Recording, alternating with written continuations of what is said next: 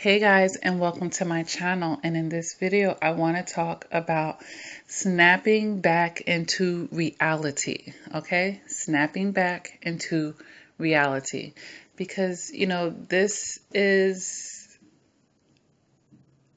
a complicated, or it could feel complicated after narcissistic abuse, of course. And why?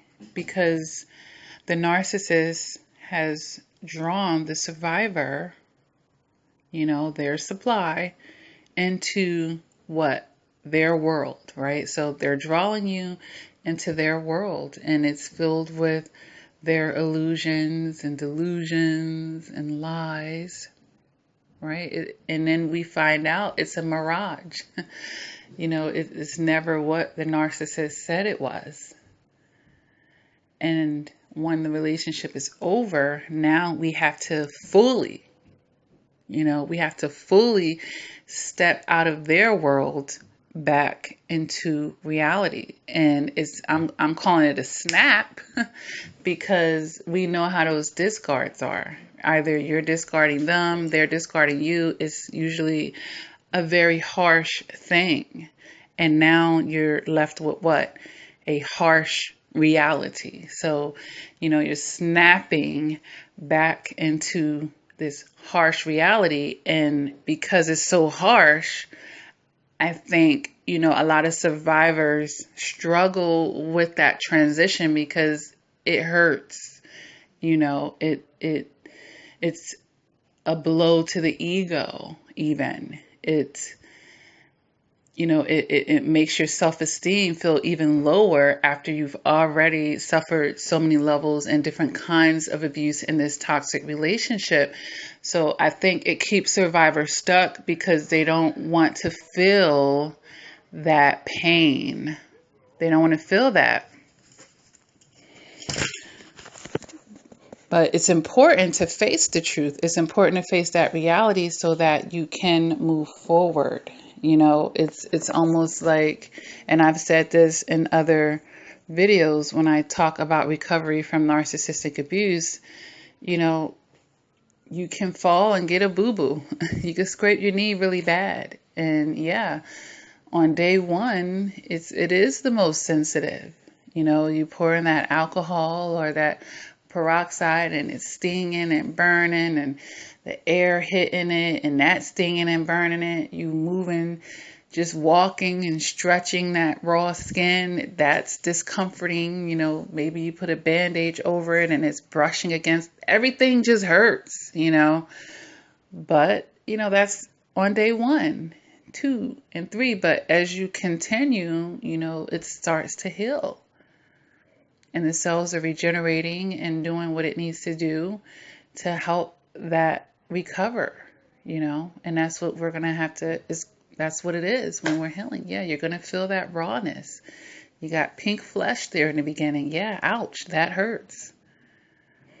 But if you're not willing to snap into reality, you're leaving yourself in a dangerous situation here, because now they can, if you haven't snapped back into reality, where are you? You're still in that illusion, at least a little bit.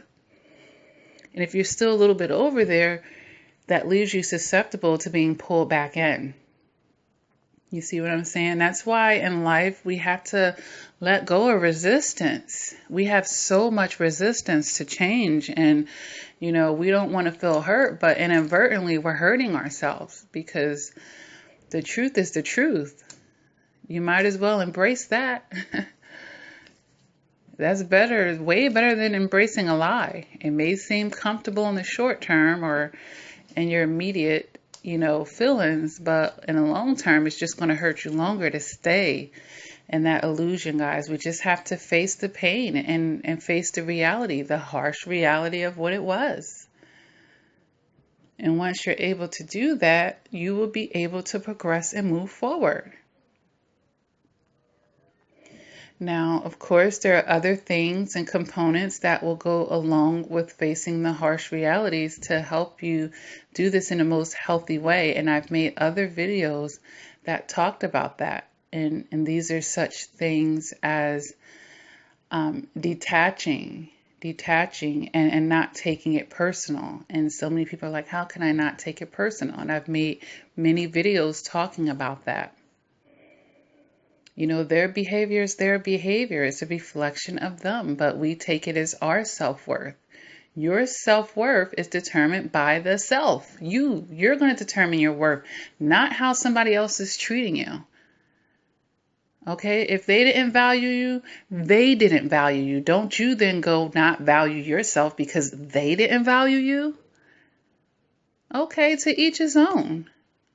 You know, there are billions of people in the world, okay? If that one person didn't value you, if a handful of people didn't value you, if an organization didn't value you, if a job didn't value you, if a friend, so-called friend, didn't value you, if a family or a family member didn't value you, there's still the tiniest fraction of people that's on this earth.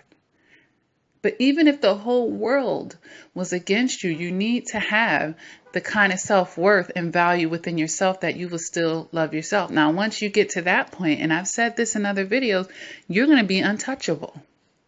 You're going to be untouchable. And that's where you need to get in your emotional maturity. And when you're in that space, you will have no problem with snapping into reality and walking into truth. And walking with the truth and wanting and embracing that and welcoming that. Okay? It's when you can't face or you feel uncomfortable with facing your emotions or you're walking more in your emotions than your logic that you might want to run from that because that might be uncomfortable. Because the truth of, oh, they never loved me.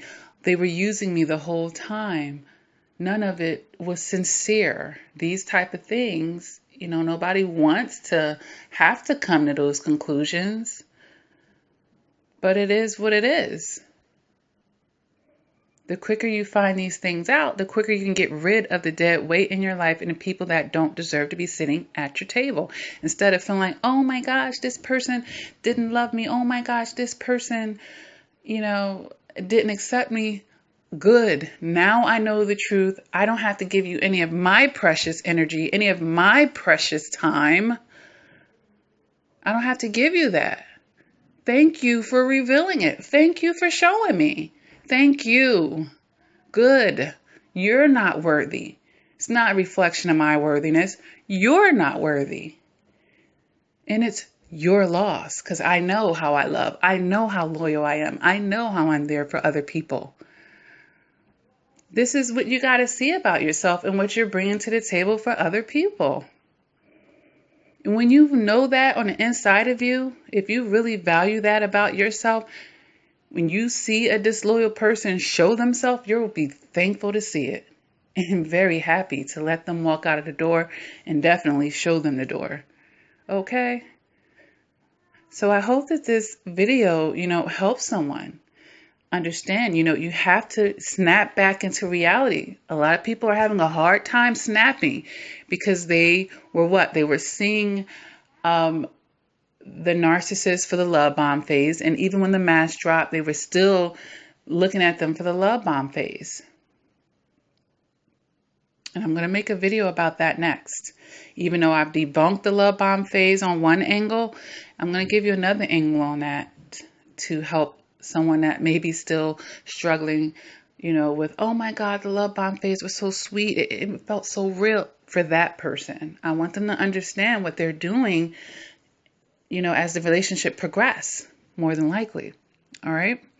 But I'm not going to get into that in this video. So if this video resonates with you, go ahead and hit the like button. If you haven't done so already, please feel free to subscribe to my channel. I do have over 300 video guides here that definitely help you understand narcissistic abuse. All right. It's going to help you understand toxic relationships. It's going to help you with your shadow work. It's going to help you with your emotional maturity. It's going to help you understand psychology more. These things are important in the world and in life because life is full of relationships, and especially the ones that we have with ourselves. Okay.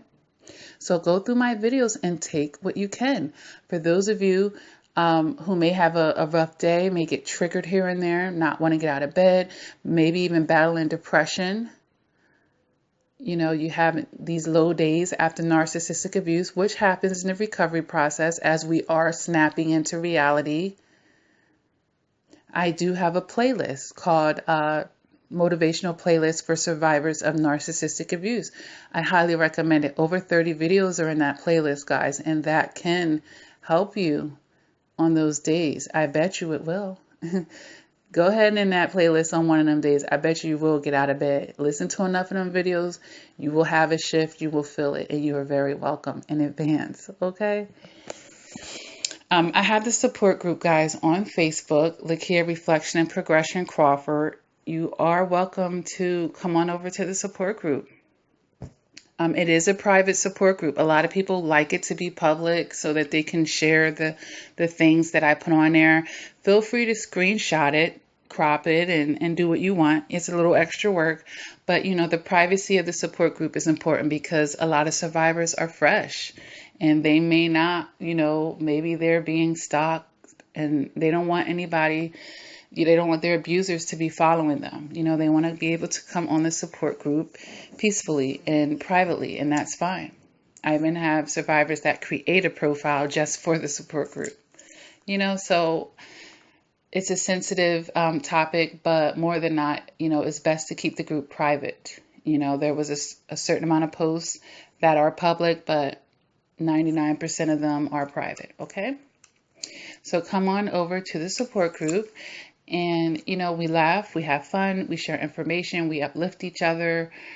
So, go ahead over there and network with other survivors. It'll be very helpful for you. And if anything, perhaps I'll say something that will resonate with you quite often. And maybe it'll be just in the nick of time for you and help you when you're having a moment. Or you could just scroll through it because there's tons and tons and tons and tons of posts and positive thoughts and, pearls of wisdom and all types of things to uplift. All right. I offer coaching, guys, and I do this over the phone. We can do 1 hour voice call. We can do FaceTime. We can do Skypes. And, it's whatever's comfortable.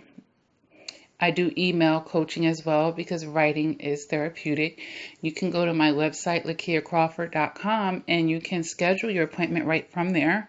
But if you want an appointment time that's not available there, or, there have been people who have created appointments with me through email, through Facebook, through Instagram. Like, people find ways to get a hold of me, and all of that is fine. Some people even just like to call me and make the appointment, and that's fine as well. All right. I have books, guys. I've written 4 therapeutic books to help you in your healing process. You can order them from my website, LakiaCrawford.com. If you love my channel and the things that I have to say here, you will certainly love the books. And when we're talking about filling the voids after narcissistic abuse, why not read a book, get more information, and be more uplifted? Fill the voids with positive things. Start investing and putting into yourself as much as possible, right? The books are also available on Amazon.com, BarnesandNobles.com, and CreateSpace.com. But if you order them through my website, they will be signed copies. If you go through the other sites, they won't be signed, but you'll still get the books, of course. And they're available in ebook format as well, and the hard copies. I have No Narc Zone merchandise on my website, cute little t-shirts and hats against narcissistic abuse, all right? And that's available on LakiaCrawford.com. Bumper stickers, coffee mugs, mouse pads. You could just go see. I'm sure there'll be something there that you like. You can make your statement against narcissistic abuse and have fun with your fashion at the same time. All right. And with that being said, guys, just do the work. Do the work.